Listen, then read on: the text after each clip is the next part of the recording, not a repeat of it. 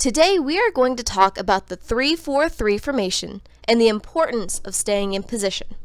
Now, when I say 3-4-3, I mean that we will be playing with 3 defenders, 4 midfielders, and 3 forwards. And of course the goalie. They don't really move much no matter what the formation. Now let's start with the basics. The formation looks like this. Defense has left, center, and right defenders, and the same goes for the left, center, and right forwards up on offense. The midfield is the tricky part. We have a left wing, a left inside, a right inside, and a right wing on midfield.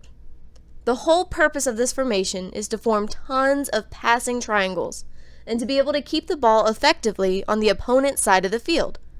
This kind of setup is considered heavier on the offense as opposed to the more defensive strategies such as the 4-3-3 and the 4-4-2 formations, having 4 people back in defense. Here's the best thing about this formation. If everybody stays in position, not only will we get less tired because we have to do so much less running, but it will take a lot more effort for the other teams to figure out how to beat us. So staying in position does not mean that you stand still. After all, this is soccer you're talking about. Instead, it means that you're going to stay within a zone based on which position that you're in. For instance, here we have the individual zones for defense. You can see the left defender, the middle defender, and the right defender all have their individual zones and kind of like a lane that they get to run up and down from. Defenders can move the whole way up to the center line, but no other players should ever be behind the defense. Switching up to offense, offense is focused largely on being placed on the opponent's side of the field.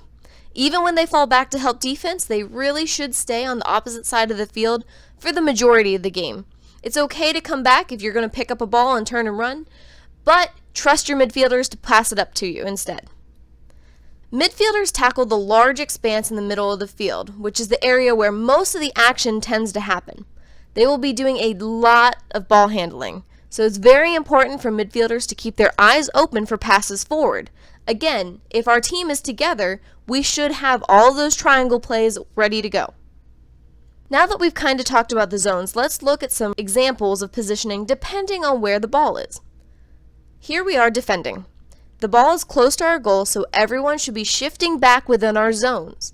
If you look at the center defender and right defender in particular, they have moved over within their zones to support the ball being on the left half of the field. Just in case it gets popped out or someone else decides to come in, they are already ready to go ahead and support.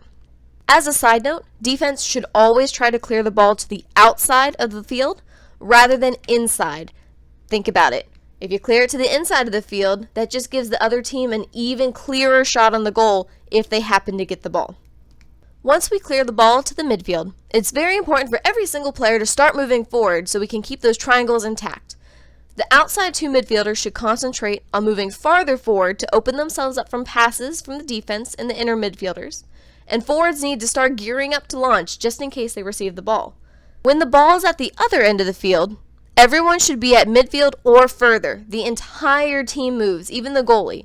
Look at how the forwards and midfielders have shifted closer to the ball, but still stayed within their zones. This is perfect because it prevents that bunching again. For this specific situation, it gives us way more opportunity to score because our team is covering so much more of the field than, in this picture, where we were bunching. Takeaways. Number 1, stay inside your zone to prevent bunching. Number 2, use passes in the triangle formation to make it easier to move the ball up the field.